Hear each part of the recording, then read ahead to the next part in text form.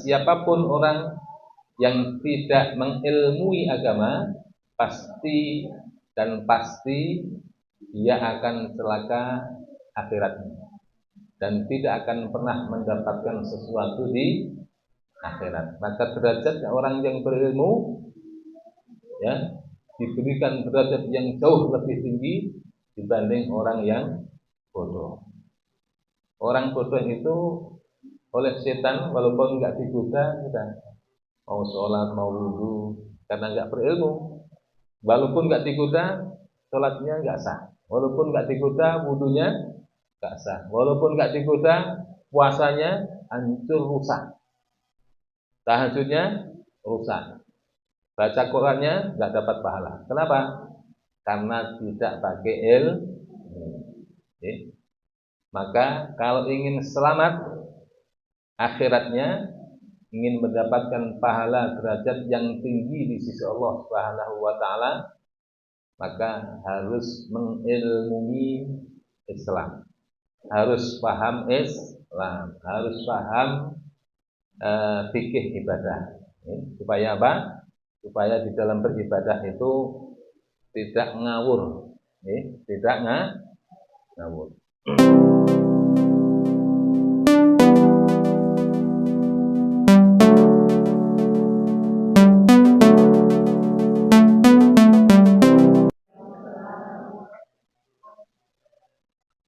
Alhamdulillah, alhamdulillah adada ma khalaqahu as-sama.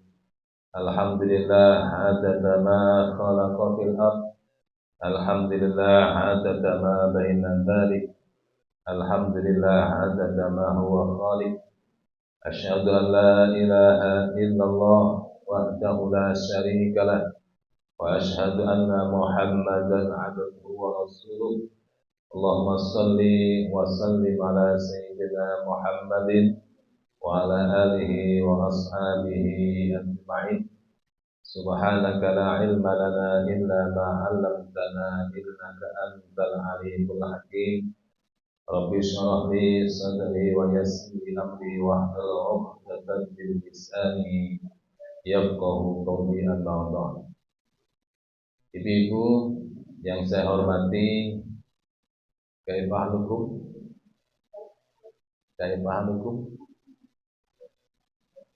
Bagaimana kabarnya?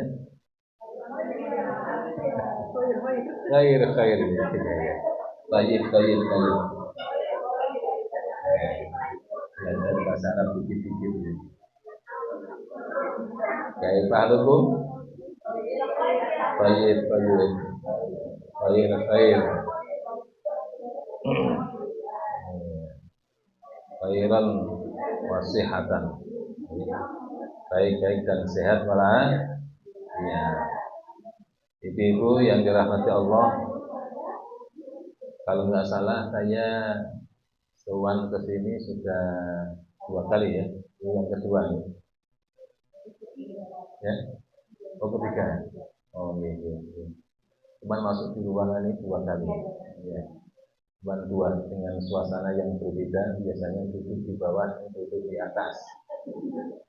Ya maklum, ibu tambah umur tambah. Biasanya proyeknya kalau duduk di bawah ini kan ya masuk angin. Apalagi ibu tambah umur, kurang olahraga, jadi tambah berkembang, ya, tambah berkembang dan tambah mengembang serta tumbuh. Ya, jadi biasanya kalau sudah tambah umur biasanya malas olahraga, malas bergerak, mager, malas gerak, sehingga banyak penyakit, banyak gula, banyak asamnya asam. Tapi itu insya Allah Ramadan akan menjadi obat, karena Rasulullah mengatakan sumu tafsihu, berpuasalah kalian maka insya Allah akan sehat. Dan semua tenaga medis paham itu. Untuk operasi saja, mau operasi harus puasa.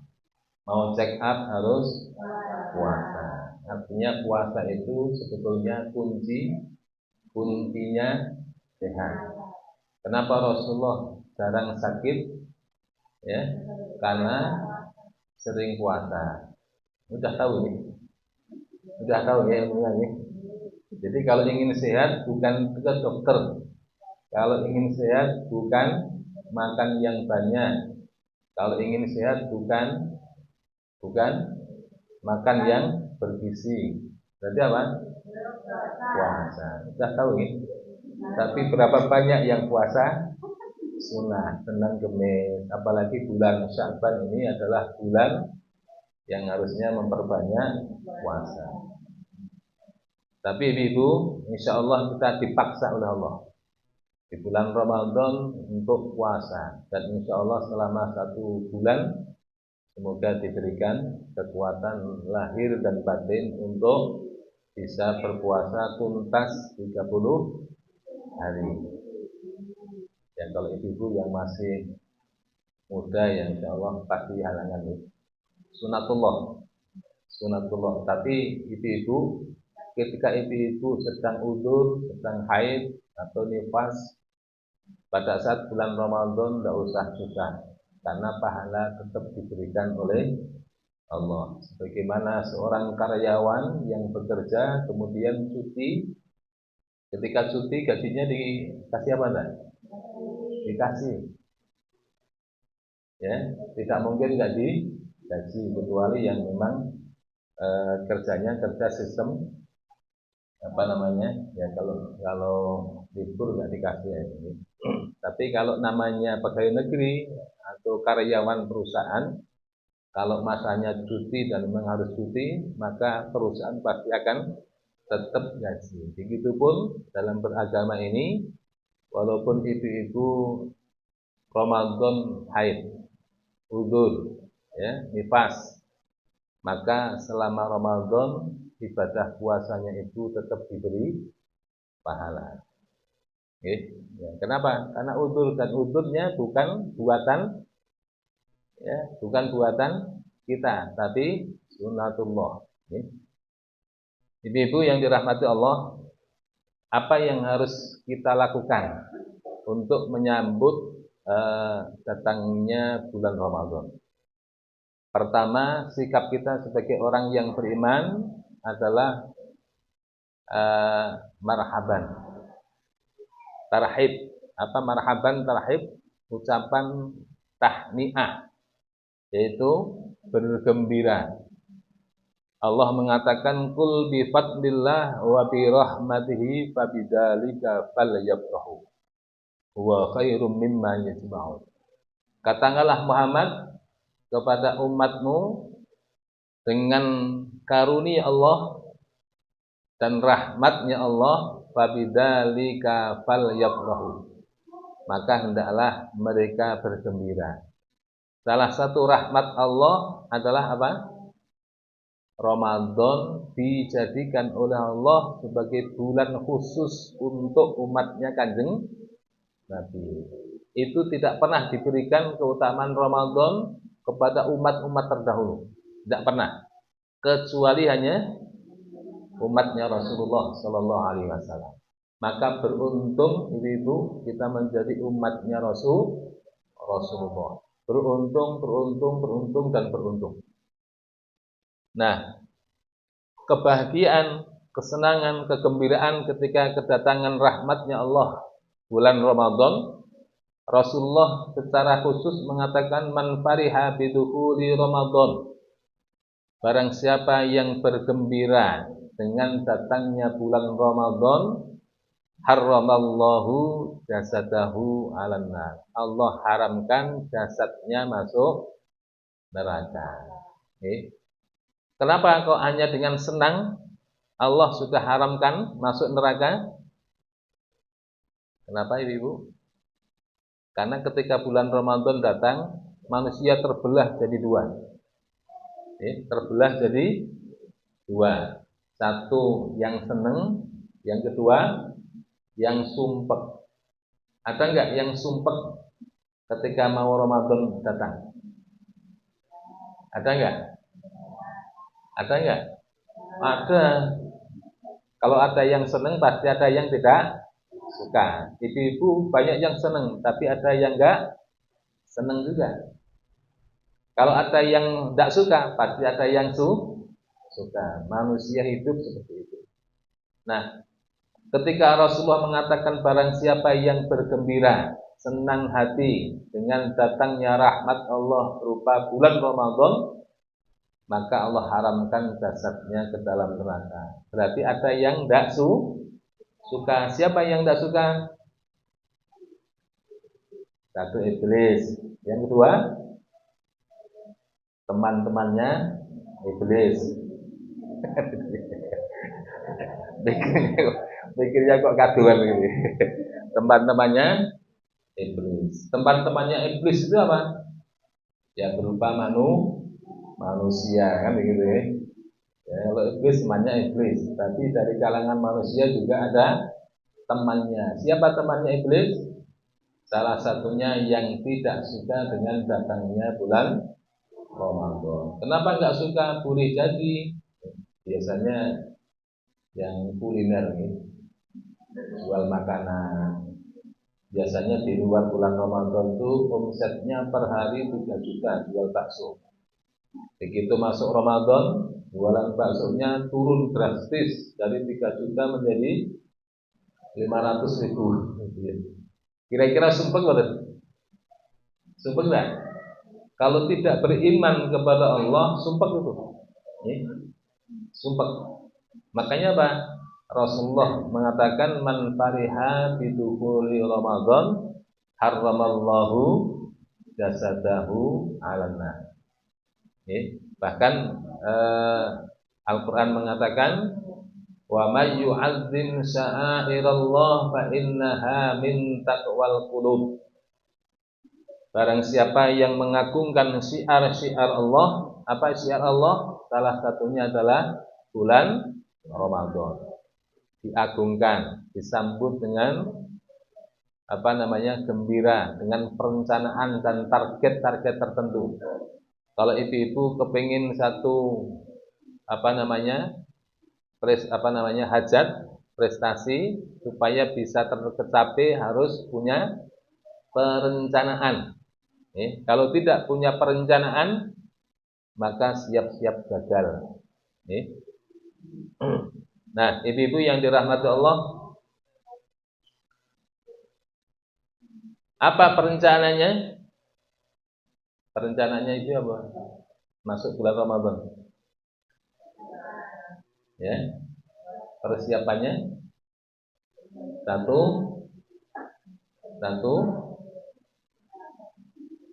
yang paling penting ibu-ibu, persiapan ilmu. Karena ibadah yang tidak dilakukan tanpa ilmu maka tidak akan diterima oleh Allah Subhanahu wa taala. Dan ilmu adalah sesuatu yang pasti, sesuatu yang harus kita ketahui. Ibu-ibu masak harus pakai ilmu. Ibu-ibu mau nyuntik pasien harus pakai ilmu. Ibu-ibu mau periksa darah pasien harus pakai ilmu. Mau periksa gula darahnya tentu pakai ilmu. Ngambil darah itu kalau nggak pakai ilmu nyoblos itu, itu kalau nggak pakai ilmu kan ya nyemelangi, malah jadi mal praktek. Jangankan urusan dunia, apalagi urusan akhirat. Maka siapapun orang yang tidak mengilmui agama pasti dia akan celaka akhiratnya dan tidak akan pernah mendapatkan sesuatu di akhirat. Maka derajat orang yang berilmu ya diberikan derajat yang jauh lebih tinggi dibanding orang yang bodoh. Orang bodoh itu oleh setan walaupun nggak digoda, sudah mau sholat mau wudhu karena nggak berilmu. Walaupun nggak digoda, sholatnya nggak sah. Walaupun nggak digoda, wudhunya nggak sah. Walaupun nggak digoda, puasanya hancur rusak. Tahajudnya rusak. Baca Qurannya nggak dapat pahala. Kenapa? Karena tidak pakai ilmu. Oke. Maka kalau ingin selamat akhiratnya, ingin mendapatkan pahala derajat yang tinggi di sisi Allah Subhanahu wa taala, maka harus mengilmui Islam. Harus paham Islam, harus paham fikih ibadah. Supaya apa? Supaya di dalam beribadah itu tidak ngawur, tidak ngawur. Nah itu karena ada 2 kali pertemuan Jumat depan, apalagi ini judulnya tadi ngeri-ngeri sedapnya. Nah, Kak Jin ngasih judulnya Ramadan terakhir, jangan terakhir, kayak seolah-olah mau pamit nanti ini. Ya semoga dikasih umur panjang, sehat walafiat, rezeki murah, ya. Tambah sakinah, anak-anak sehat walafiat, jadi anak yang soleh dan soleha. Kan permintaan kita kan itu, umur panjang, sehat walafiat untuk taat kepada Allah, rezeki melimpah, terus anak-anak soleh dan kan itu subhanallah, itu puncak nikmat kita itu di dunia. Nah, jadi hari ini saya sampaikan tentang keutamaan bulan Ramadan agar kita punya motivasi semangat untuk beribadah di bulan Ramadan. Dalam sebuah hadis yang diriwayatkan dari Jabir bin Abdullah, qala Rasulullah sallallahu alaihi wasallam, u'titu ummati fi syahri Ramadan. Diberikan untuk umatku di bulan Ramadan ini khamsan, 5 perkara. Lam yu'tahunna nabiyyun qabli, yang tidak diberikan kepada nabi-nabi sebelumnya. Amma wahidah, yang pertama adalah fa innahu idza kana awwalu lailatin min syahri Ramadan. Ketika datang malam pertama bulan Ramadan. Apa keutamaan malam pertama bulan Ramadan? Yang durullahu azza wa jalla ilaihim birrahmah. Wa man nadarallahu ilaihim birrahmah lam yu'adzibahu abadan. Kata Rasulullah, Allah di malam pertama bulan Ramadan, Allah akan memandang umatnya dengan pandangan rahmatnya. Wa man nadarallahu ilaihi birrahmah, barang siapa yang dipandang oleh Allah dengan pandangan rahmatnya, lam yu'adzibahu abadan. Dia tidak akan disiksa selama-lamanya oleh Allah Subhanahu wa ta'ala, tidak akan tersentuh oleh panasnya api neraka. Ibu targetnya masuk surga atau bebas dari neraka? Ibu lebih pilih masuk surga atau tidak tersentuh api neraka?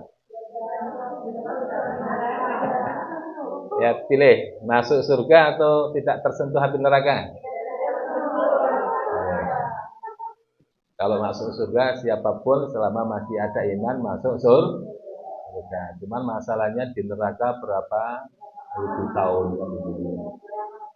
Nah, kalau bisa ya nggak usah mampir neraka. Aduh, sakit banget ini. Nggak usah bayang-bayangkan. Pokoknya minta sama Allah, ya Allah, saya nggak mau masuk neraka ya Allah. Ilahilas tulil firdausi ahla. Jadi ya memang nggak pantas masuk surga. Tapi kalau masuk neraka ya nggak akan mampu, walaupun punya kesaktian Aji Bandung Bondowoso, Aji Gatot Kaca. Ya, siapapun tidak akan kuat. Jangankan setahun, 1 detik pun tidak akan mampu menahan siksaan api neraka. Kuncinya apa?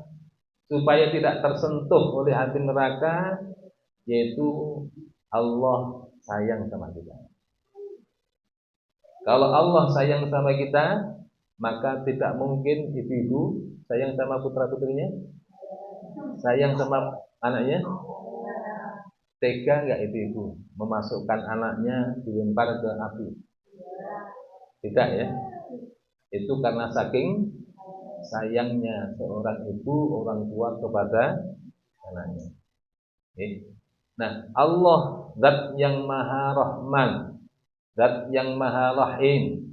Sayangnya Allah kepada hambanya, terutama umatnya Rasulullah, jauh melebihi sayang seorang ibu kepada bayinya. Ketika Rasulullah berdialog kepada Allah Subhanahu wa taala. Ya Muhammad, aku serahkan urusan umatmu kepada kamu. Terserah kamu. Kamu mau bagaimana? Karena kamu sayang sama umatmu. Saking sayangnya Kanjeng Nabi kepada umatnya, sampai Allah bilang, Muhammad, aku serahkan urusan umatmu kepada kamu. Tapi Rasulullah cerdas, pintar. Ya Allah, sayangnya engkau dan sayangnya aku kepada umatku jauh lebih sayang engkau daripada sayangnya aku kepada umatku. Maka urusan umatku saya serahkan kepadamu, ya Allah. Bayangkan, luar biasa Kanjeng Nabi. Punya adab, punya adab, cerdas. Tidak, kalau saya kan, ya alhamdulillah ya Allah, tak urus itu. Ternyata apa? Rasulullah cerdas.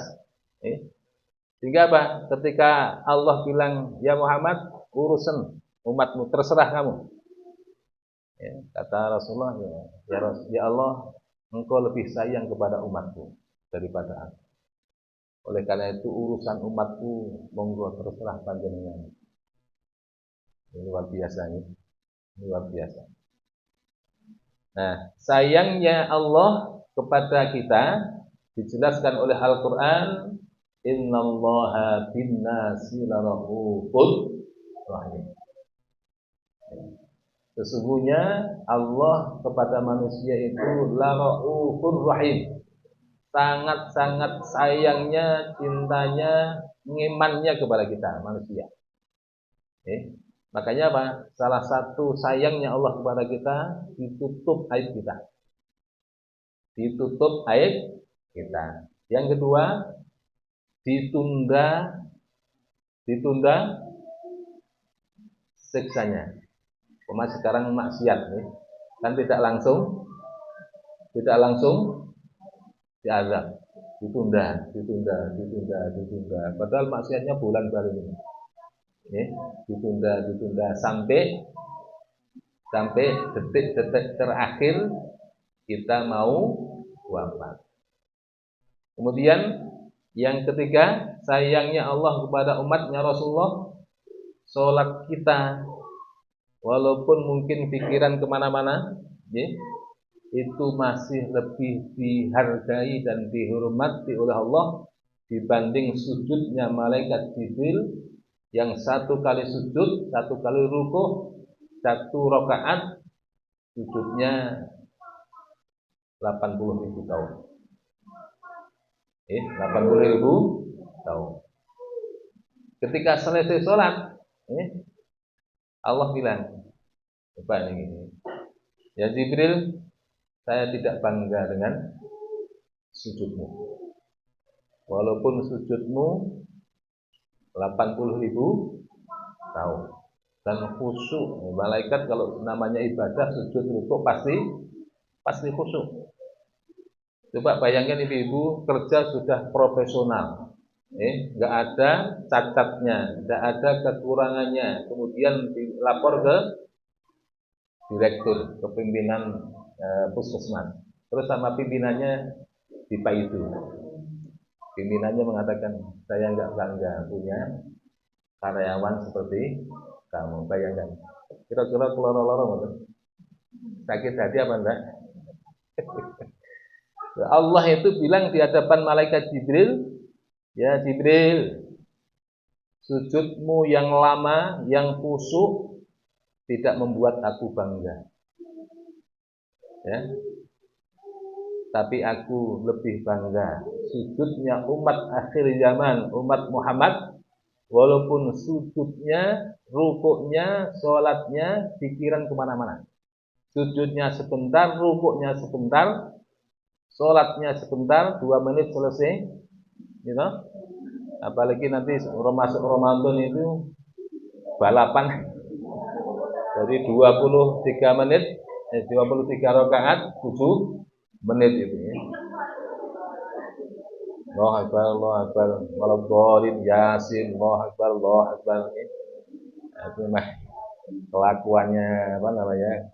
Salah satu kelakuannya umatnya Rasulullah. Tapi ngono-ngono nggih. Gusti Allah napa? Kata Allah, aku lebih sayang, lebih demen, lebih senang dengan sujud rukuknya umat Muhammad walaupun pikirannya kemana-mana. Dan siapa di antara mereka yang mau sujud rukuk, ya, mengakui saya sebagai Tuhannya, mengakui kelemahannya, mengakui dosanya, aku siapkan, kata Allah, surga Jannatul Ma'wa. Surga Jannatul Ma'wa. Tapi ternyata untuk sujud dan rukuk banyak umatnya Kanjeng Nabi yang tidak mau, banyak umatnya Rasulullah yang tidak mau. Berat. Berarti orang yang sujud dan rukuk, berarti orang itu disayang oleh Gusti. Nah, ibu-ibu, di malam pertama bulan Ramadan, seluruh umatnya Rasulullah dipandang oleh Allah dengan pandangan rahmatnya. Siapa yang dipandang oleh Allah dengan pandangan rahmatnya, berarti enggak semuanya. Berarti ada umatnya Rasulullah yang tidak dipandang dengan pandangan rahmatnya. Maka kata Rasulullah, lam yu'adzibahu abadan. Dia tidak akan disiksa selama-lamanya oleh Allah Subhanahu wa taala. Nah, pertanyaannya adalah bagaimana caranya di malam pertama itu kita dipandang oleh Allah dengan pandangan rahmatnya. Itu yang penting ini. Caranya gimana Ustaz?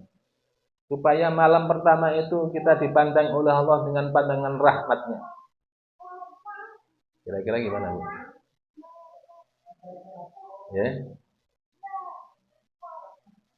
Pertama, para ulama mengatakan jangan melakukan sesuatu yang menjadikan murka Allah. Yang menyebabkan murka Allah apa? Maksiat, dosa. Maksiat apa saja? Maksiat dohir maupun maksiat batin. Maksiat dohir apa? Berkata bohong, suka menfitnah, ghibah, namimah apa Bu?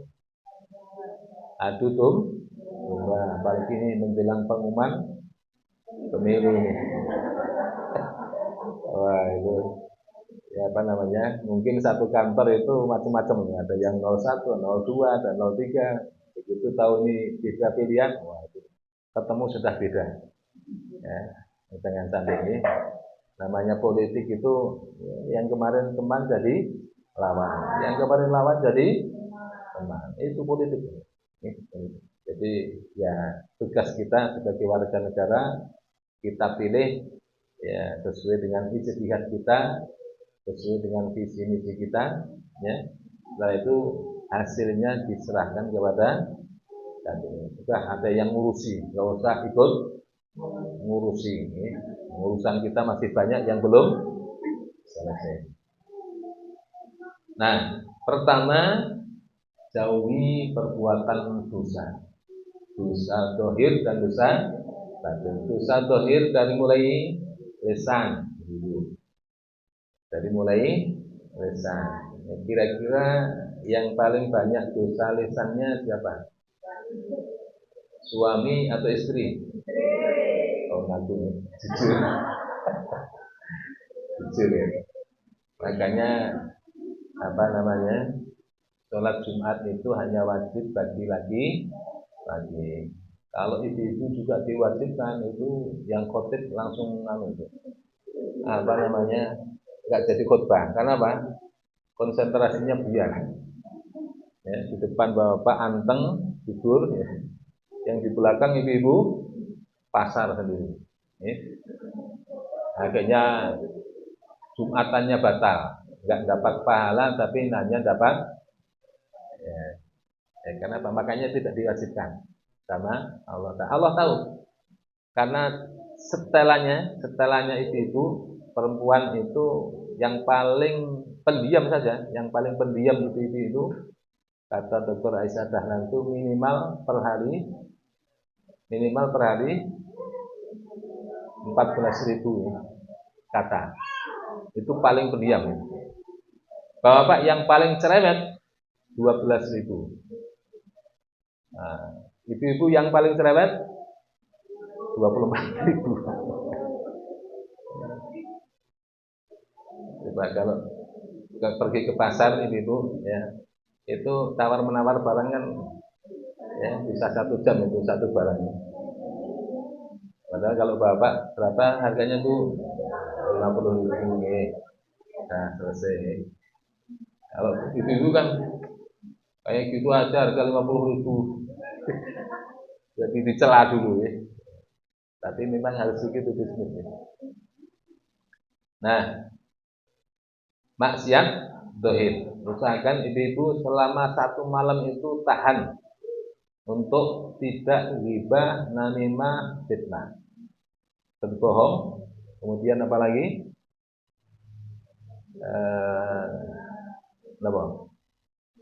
Ya itu ya, kebanyakan dosa mulutnya ini tahan. Ya lebih baik diam. Ya.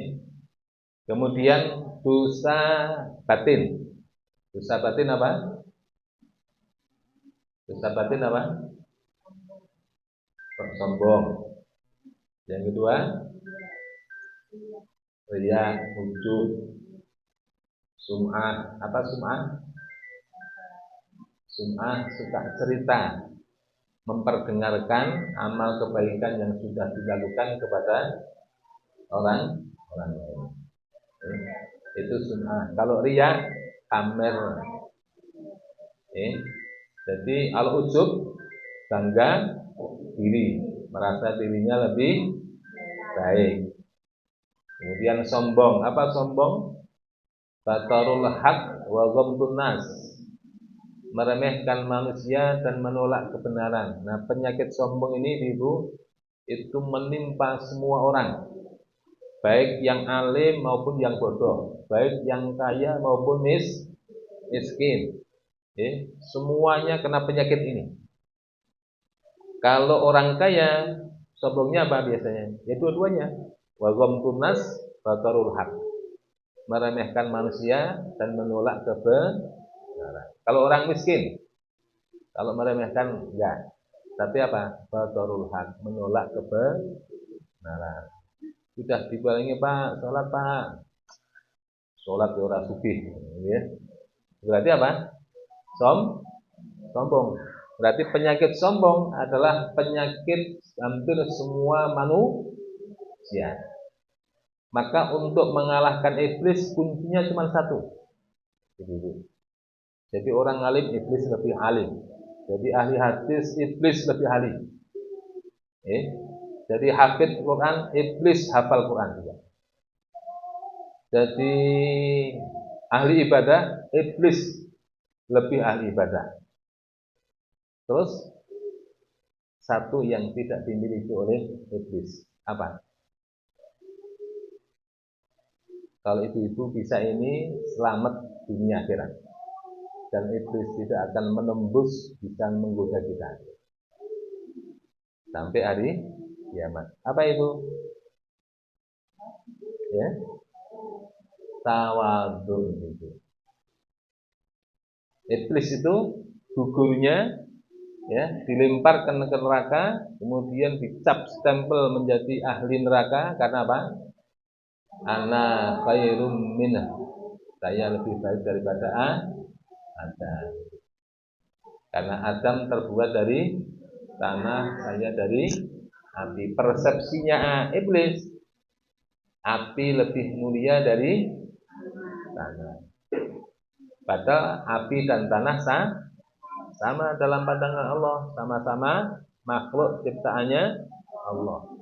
Makanya yang punya harta tidak boleh sombong dengan hartanya karena milik Gusti Allah. Yang punya ilmu nggak boleh sombong dengan ilmunya karena ilmunya dari Allah. Yang punya jabatan tidak boleh sombong dengan jabatannya karena jabatan hanya titipan dari Allah dan sebagainya. Cantik, sombong karena cantik, ya nanti umur 60 juga sudah. Umpamanya ada artis-artis yang umur 60, 70 masih kenyis-kenyis, ya itu hanya luarnya, dalamnya juga keropos. Makanya nggak boleh sombong. Nah, siapa yang punya sikap tawadhu, ya, dan memang tawadhunya karena Allah, bukan karena supaya dianggap orang yang tawadhu. Nah, tapi tawadhunya karena Allah. Tawadhu karena Allah itu apa? Ya memang betul-betul menyadari bahwa satu, dia di hadapan Allah merasa bukan siapa-siapa dan tidak punya apa-apa. Lebih banyak maksiat dosanya, lebih banyak kurang syukurnya daripada syukurnya. Pokoknya kalau sudah di hadapan Allah sudah langsung pasrah. Merasa banyak dosa, merasa banyak maksiat. Kalau andikan kita bisa beribadah, semuanya kenapa? Fadlnya Gusti Allah, rahmatnya Gusti Allah. Jangan sampai kemudian saya ini tahajud, satu kampung nggak ada yang nggak saya ini. Puasa sunnah yang paling banyak satu kantor saya. Jadi sayanya yang ditonjolkan. Maka ibu-ibu supaya untuk mengurangi sifat sombong kita, sifat ujub kita, kurangi kata-kata saya, kurangi kata-kata aku, kurangi kata-kata kami, kurangi kata-kata soalnya ego ya, hilangkan. Kalau egonya hilang, bisa di cross, di apa namanya, betul-betul di penjara, maka insya Allah kita akan menjadi orang yang tawadhu kepada Allah. Dan juga kepada manusia, bagaimana tawadhu kepada manusia? Jangan merasa lebih baik dari orang lain, jangan merasa lebih suci dari orang lain. Terus gimana? Orang disebut sombong itu ketika apa? Dia merasa ada orang lain yang lebih buruk. Kalau kita merasa bahwa ada orang lain yang lebih buruk daripada dirinya, berarti masih ada sifat sombong. Terus gimana? Ya kalau lihat orang lain, lihat pandang dengan pandangan rahmah, kasih, sayang, husnuzon. Cuman ya apa nih? Apa nih? Husnuzon sama orang apa nih? Apalagi sama Gudomo. Nah, kalau punya itu, maka iblis, setan tidak akan bisa berani nembus hati kita. Dan itulah, semakin dia merendahkan diri di hadapan Allah, semakin dia tawadhu kepada Allah, maka semakin ditinggikan derajatnya oleh Allah Subhanahu wa ta'ala. Dan salah satu ciri orang yang tawadhu tidak suka ketenaran. Ciri-ciri orang yang suka ketenaran apa? Selfie. Selfie, kemudian foto disebar ke Instagram atau YouTube atau karena kepengen nah itu salah satu ciri orang yang ada perasaan hati-hati di sini. Nah, jadi orang mastur lebih enak. Mastur nih bang, mastur itu tertutup. Orang nggak kenal, orang nggak tahu tentang kebaikan kita, orang nggak tahu tentang siapa kita. Akhirnya apa? Enak itu satu orang nggak terkenal. Mau jajan apa di trotoar juga nggak ada yang peduli gitu. Nah, kalau orang sudah terkenal, sudah terhormat, tahu-tahu beli bakso di pinggir jalan atau beli kuliner di pinggir jalan, longsor gitu. Wih, ternyata nih Pak Jum, wah, karena udah terkenal jadi apa? Langsung dikit-dikit, wah itu disalami videonya.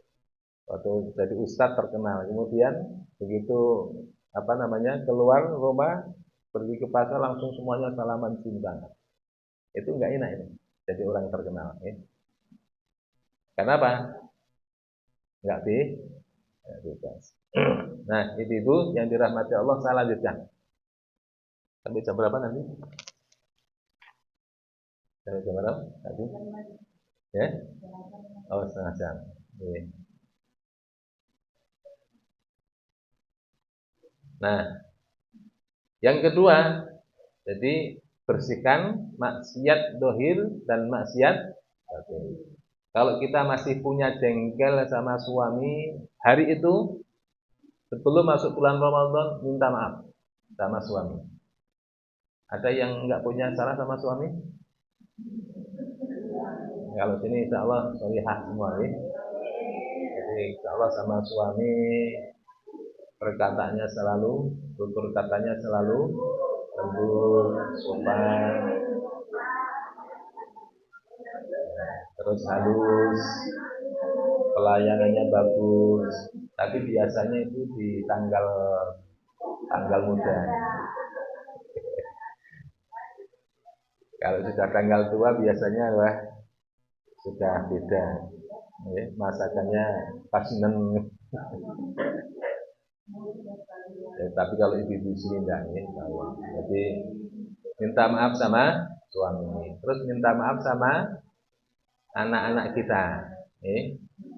Karena yang paling banyak kita bergaul pertama suami, yang kedua anak-anak kita, yang ketiga orang, ya, kemudian saudara, baru teman-teman dan tetangga. Supaya apa? Supaya masuk bulan Ramadan tidak ada dosa hati. Dosa hati apa? Ghil. Ghil itu apa? Ghil itu ganjalan-ganjalan, entah itu berupa berangkat dari suudon, dari dendam, dari apa namanya? Ya, yes, pokoknya nggak suka gitu nih. Nah itu loskan. Ya. Jadi sebelum masuk malam pertama harus bersih, ya, bersih. Karena kenapa? Karena yang dipandang oleh Allah pertama adalah hati itu. Hati manusia. Sebanyak apapun ibadah kita, sebanyak apapun tadarus Al-Quran kita, tapi yang dilihat pertama hati kita itu. Dan Allah hanya ingin memberikan rahmat kasih sayangnya serta ridhonya dan mengangkat derajatnya kepada orang-orang yang demikiannya bersih. Gak ada benci sama manusia, gak ada ghil kepada manusia, gak ada jengkel, gak ada dendam, apalagi kepada orang-orang terdekat kita, orang tua kita, suami kita, anak-anak kita, atau tetangga kita. Nah itu perlu, apa? Untuk minta maaf. Walaupun tidak ada dalilnya. Dalilnya mana Ustaz? Masuk Ramadan suruh minta maaf sama orang. Ya kalau dalil secara tekstual tidak ada itu. Makanya ngaji itu kalau hanya ngaji hadis tekstual nanti itu dikit-dikit ada bid'atun dhalalatun finnar. Ada bid'atun dhalalatun finnar. Ini bid'ah, ini neraka. Ini sesat, ini neraka. Ini musyrik neraka. Kenapa? Karena pemahamannya hanya tekstual. Dari mana kita mengatakan bahwa sebelum masuk bulan puasa minta istighfar, ampun kepada teman-teman yang lain, suami, anak, orang tua, dari sini Ibu. Karena apa? Allah hanya akan memandang dengan pandangan rahmatnya kepada umatnya Rasulullah yang di malam hati itu hatinya bersih. Kalau belum bersih, walaupun semalam suntuk kita sholat tarawih, tadarus Al-Quran, sholat tahajud, Allah nggak akan melihat kita. Karena apa? Ibaratnya kalau Allah melihat hati kita itu, kita lihat wanita. Kan kalau lihat wanita bersih, putih, glowing, halus, itu kan seneng ya. Bukan hanya laki-laki. Ibu-ibu wanita pun kalau lihat wanita cantik pasti seneng, apalagi laki-laki. Begitulah Allah. Nah, itu kalau manusia yang dilihat dohirnya. Tapi kalau Allah yang dilihat bukan dohirnya kita, yang dilihat bukan cantiknya kita, yang dilihat bukan gantengnya kita, tapi yang dilihat adalah putih bersihnya hati. Ketika melihat manusia dengan kebersihan hati, maka disitulah kemudian Allah menurunkan rahmatnya, kasih sayangnya, kemudian ampunannya dan ridhonya, dan orang itu walaupun ibadahnya sedikit, tapi ketika hatinya bersih, maka dia min ahlil jannah. Tapi sebaliknya, ibadahnya banyak, ibadah dohirnya banyak, tapi hatinya keruh, hatinya butek, hatinya banyak penyakitnya. Kalau dalam pandangan Allah, ini orang banyak kudisnya. Kenapa? Hatinya sombong, ujub, riya, sum'ah, hasud, iri, dengki, suudzon, hubbud dunya. Yang paling berat nih. Penyakit hati yang paling berat apa? Hubbud dunya, terlalu cinta kepada dunia. Ada teori, bagaimana mencintai dunia dengan benar. Ya, semua orang pasti cinta dunia, senang duit, senang harta. Gimana cara mencintai yang benar? Ya, kalau kita mati harus dibawa. Kalau di akhirat harus dibawa. Di akhirat harus dibawa. Di surga harus dibawa. Bagaimana cara membawa uang, membawa harta supaya di kubur juga kita bawa, di akhirat dibawa, di mahsyar dibawa, di atas sirat dibawa? Caranya gimana? Disedekahkan, diinfakkan untuk amal jariah, menafkahi keluarga. Berarti apa? Berarti mencintai harta dengan benar. Kenapa? Ya berarti kan kita bawa terus itu nanti. Dari mulai mati, kemudian sampai nanti yaumul ba'ats, yaumul mahsyar, sampai mizan, sampai sirat, sampai surga kita bawa. Berarti kita mencintai harta itu.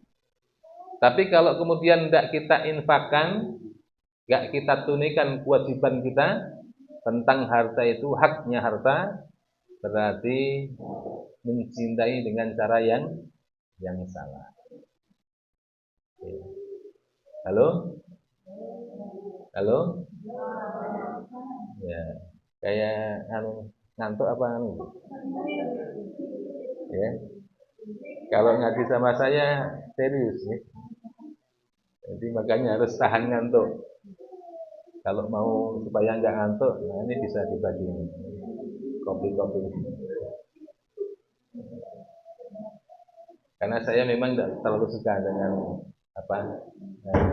guyonan, candaan. Karena kalau candaan nanti materinya nggak tersampaikan. Nah, kalau sudah hati kita bersihkan, gil-gil yang ada di hati kita bersihkan, maaf kepada suami, maaf kepada anak, orang tua, saudara, tetangga, teman-teman, maka setelah itu kita susun rencana. Apa rencana pertama? Usahakan ibu-ibu sholat maghrib di malam yang pertama sholatnya berjamaah. Sholatnya berjamaah. Walaupun sunnahnya ibu-ibu sholat di rumah, tapi kan boleh dan tidak dilarang sholat di masjid. Yang kedua, setelah sholat maghrib berjamaah, sholat awwabin. Sholat awwabin.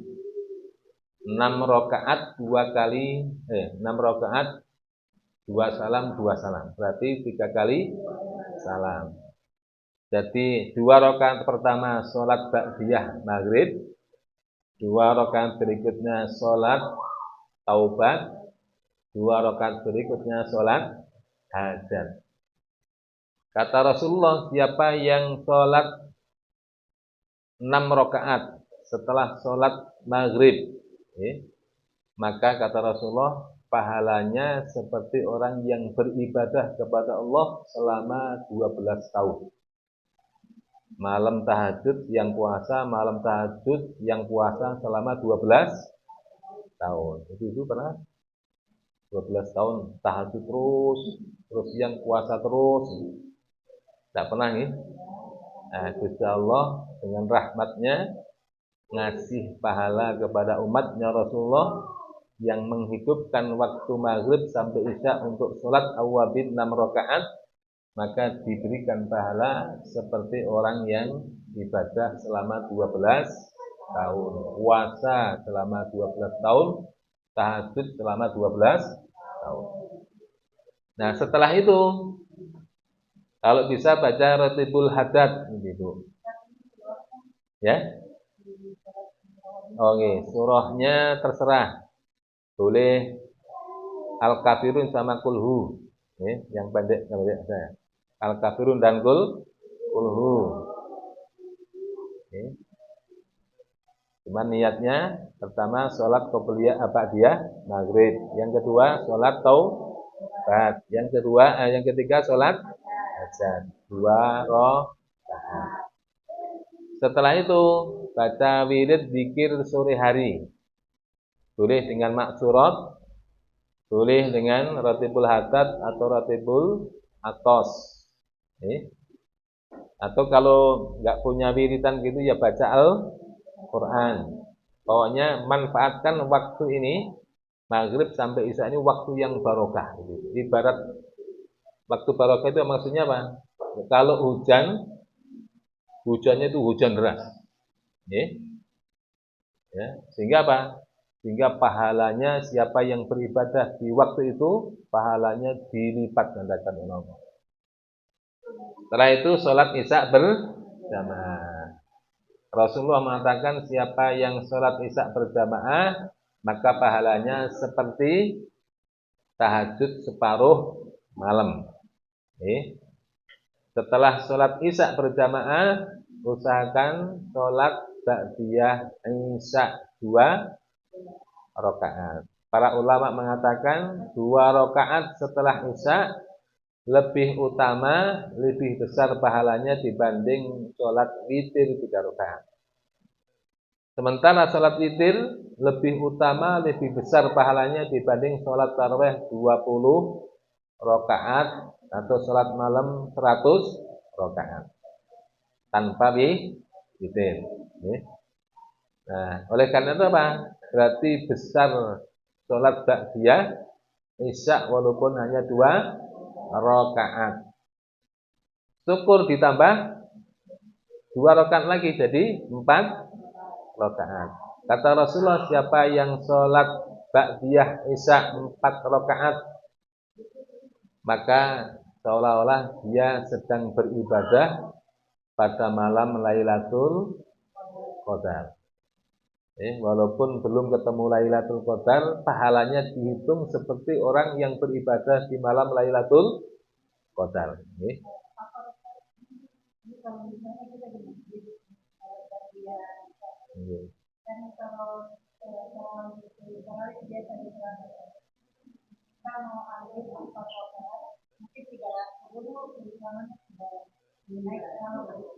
Ya.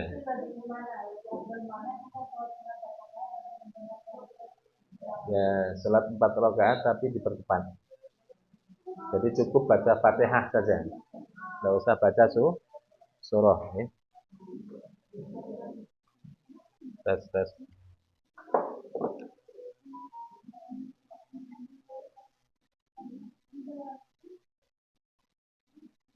Tes, tes.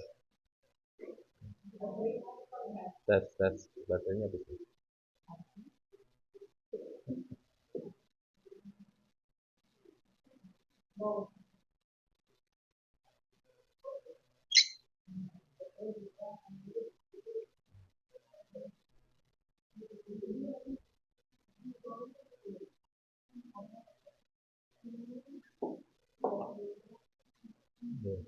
Oke, saya teruskan ya. Enggak apa-apa, yang pelan-pelan. Sambil menikmati kuenya. Kemudian ibu-ibu setelah sholat ba'diyah isya, kemudian apa? Dengarkan ceramah kalau ada ceramah, dengarkan pengajian kalau ada pengajian. Jangan sampai apa? Ada orang ceramah, ada orang ngaji, kita sibuk baca Quran, apalagi main HP. Kenapa? Karena mendengarkan ceramah, tausiah, pahalanya jauh lebih agung, jauh lebih besar dibanding ibu-ibu sholat sunnah 1000 rakaat. Dibanding baca Al-Quran 30 juz. Padahal cuma mendengarkan mungkin hanya setengah jam 20 menit. Jadi majlis taklim itu pahalanya jauh lebih agung dibanding 1000 rakaat kita sholat sunnah. Plus dibanding takziah 1000 jenazah. Plus dibanding silaturahim dengan 1000 orang. Jadi kalau ada orang ceramah, tausiah, ngaji, kemudian dia sibuk dengan baca Quran, sibuk dengan sholat sunnah, sibuk dengan HP apalagi nih. Maka dia termasuk orang yang rugi. Ya, tidak mendapatkan apa? Tidak mendapatkan pahala yang berlipat-lipat. Nah, setelah itu selesai sholat tarawih tadarus begitu. Usahakan tadarus secara istiqomah, punya target nih. Kalau tidak bisa baca Al-Qur'an, baca kulhu sebanyak-banyaknya. 3 kali kulhu sama dengan khatam Al-Qur'an. Kalau kepengen khatam 2 kali berarti baca 6 kali. Kalau kepengen khatam 10 kali berarti 30. Kalau kepengen khatam 10 kali, baca surah Yasin sekali. Karena membaca surah Yasin 1 kali, pahalanya sama dengan khatam 10 kali. Nah, tadi itu sudah baca Yasin ya. Dan siapa yang baca Yasin malam hari karena Allah, maka dosanya diampuni. Dosanya diampuni. Nah, terus syukur-syukur ibu-ibu nggak tidur di malam hari. Nah, cuman ya nggak kuat ya. Nah, cuman kalau mau ibadah malam hari, mau tahajud, Ustaz, saya kepingin tahajud Ustaz. Pokoknya nggak mau tidur malam hari. Pesan saya izin suami. Jadi sore hari izin suami. Pak, saya minta izin ya. Bukan memberitahu, minta izin. Ada apa Mas? Saya nanti malam mau tahajud semalam suntuk sampai subuh. Oh ya? Oh, kaget suami ya. Nah, terus saya gimana? Oh, gitu ya. Saya berarti keleleran itu. Suruh tidur sendiri.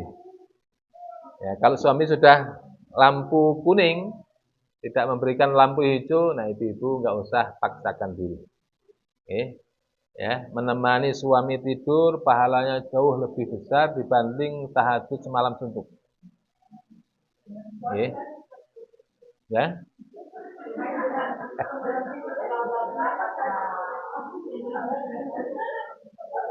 Itu pahala yang ibu-ibu nggak disadari. Umpamanya nih, ada dua ibu-ibu, yang satu ahli ibadah, yang satu ahli melayani suami.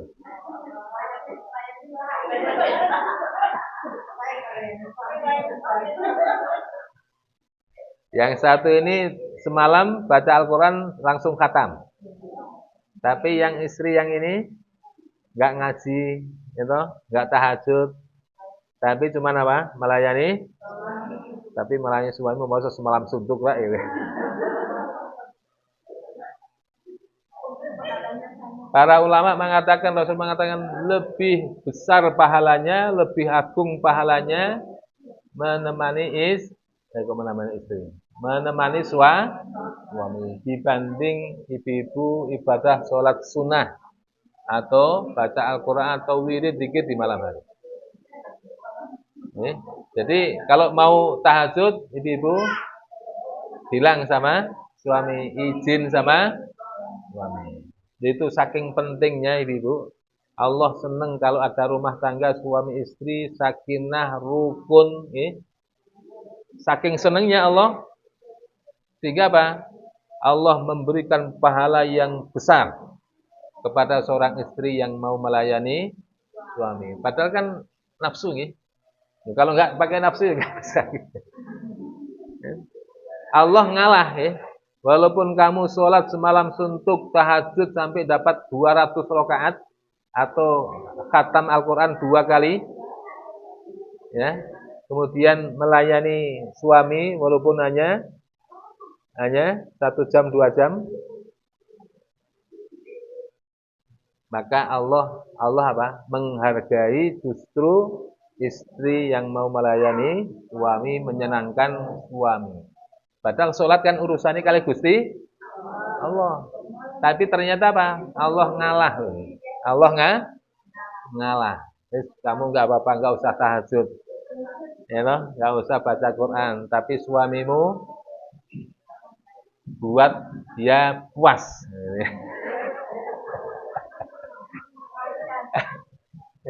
Buat dia puas, lego, seneng gitu ya. Itu pahalanya besar itu. Ya. Kenapa? Tujuannya bukan tujuannya Allah senang lihat suami istri sakinah, rukun, damai, sehingga tidak ada peluang bagi setan untuk merusak rumah tangga. Kenapa? Prestasi yang paling disanjung-sanjung oleh iblis, prestasi yang paling disukai oleh iblis apa? Kalau ada suami istri cerai. Itu yang berhasil menceraikan setan dasim dan dasimah itu langsung dipakaikan mahkota ini, dikasih penghargaan sama iblis. Kenapa? Berhasil memisahkan suami istri. Maka apa? Memuaskan suami pahalanya besar. Walaupun hanya membuatkan teh, kopi, pisang goreng, kan ya mudah ya, mudah ya. Tapi pahalanya ibu-ibu, ya Allah, kalau saya boleh milih nih, jadi laki-laki apa wanita, saya pilih wanita. Karena wanita gampang masuk Nah, bagi ibu-ibu, saya sarankan kalau mau tahajud di malam hari, mau baca Quran surah apa? Izin suami. Nah itu. Kalau suami masih tidur, bangunin. Mas, jam 1 mas. Oh, ngapain jam 1? Saya mau tahajud. Dingaren. Tumben. Nggak pernah tahajud. Ya ini kan malam pertama Ramadan mas. Gak usah tahajud kamu gitu. Suaminya bilang itu. Pokoknya ya sudah tak temani gitu kan begitu ya. Gitu. Gak usah sampai ini suami nggak pernah ngaji, nggak tahu tentang keutamaan sholat tahajud, malah dimarahi suami. Itu malah perang dunia ketiga. Jadi apa? Turuti kemauan suami. Pokoknya bikin suami senang gitu. Karena apa? Letak ridhonya Allah adalah terletak di ridhonya suami. ibu sholat tahajud semalam subuh, tapi bikin suami pegel. Apa pegel? Maksudnya pegel itu kesel gitu ya, bukan pegel boyotnya enggak. Kalau pegel boyotnya maknanya lain itu.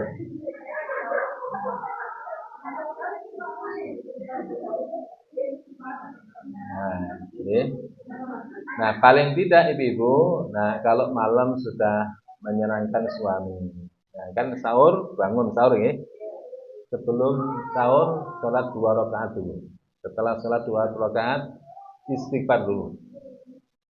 Kenapa? Sebaik-baik istighfar adalah di waktu sahur. Wabil asharihum yastaghfirun. Wabil asharihum yastaghfirun. Dan di waktu sahur mereka memperbanyak istighfar kepada Allah Subhanahu wa taala. Enggak usah banyak-banyak. Satu yang dimintai istighfar siapa? Diri sendiri. Astagfirullah innahu kana ghaffara. Astagfirullah alladzi la ilaha illa huwal hayyul qayyum. Kemudian istighfar untuk orang tua. Rabbi firli wa liwalidayya, Rabbi firli wa liwalidayya 100 kali ditutup warhamhuma kama rabbayani. Setelah itu doakan anak cucu gitu ya. Setelah itu sahur. Jangan lupa waktu sahur doa. Karena doa waktu sahur termasuk mustajabah. Kemudian sholat subuh berjamaah. Setelah sholat subuh berjamaah, sampai waktu isyraq terbit matahari, usahakan ibu-ibu jangan tidur. Walaupun tadi malam sudah melayani suami, sudah capek. Habis subuh jangan pokoknya sampai isyraq, sampai terbit matahari, kira-kira jam 6 itu dipakai untuk ibadah. Karena siapa yang sholat subuh berjamaah, kemudian dia duduk di tempat itu zikir kepada Allah sampai terbitnya matahari, satu keutamaannya mendapatkan pahala haji dan umroh tamatin. Yang kedua, kalau bisa istiqomah menjalankan itu tidak akan tersentuh api neraka. Yang kedua, diampuni dosanya walaupun sebanyak buih di lautan. Yang keempat, diberikan husnul khotimah. Yang kelima, rezekinya berkah. Yang keenam, salamatun fi badani. Badannya akan diselamatkan oleh Allah di dunia wal akhirah. Kemudian apa? Yuwasi'u qabruhu. Kuburnya akan diluaskan sejauh mata memandang. Kemudian melewati Shiratal Mustaqim sedepan kilat, akan menerima catatan amal dengan tangan kanan dan masuk surga tidak akan dihisab. Itu kalau istiqomah. Kalau nggak bisa istiqomah, paling tidak hari itu dia dapat pahala haji dan umroh mabrur, sempurna. Dan hari itu dosanya diampuni oleh Allah SWT. Tapi kalau istiqomah, subhanallah, itu pahalanya banyak sekali. Itu untuk urusan dunia sampai urusan akhirat selesai itu. Kalau saya sampaikan banyak. Nah, malam pertama. Kalau itu bisa kita lalui, insya Allah pagi hari akan dipandang oleh Allah dengan pandangan rahmat dan ampunannya Allah, sehingga lam yu'adzibahu abadan, tidak akan diazab oleh Allah Subhanahu wa taala. Baik, Ibu. Kayaknya sudah selesai ya.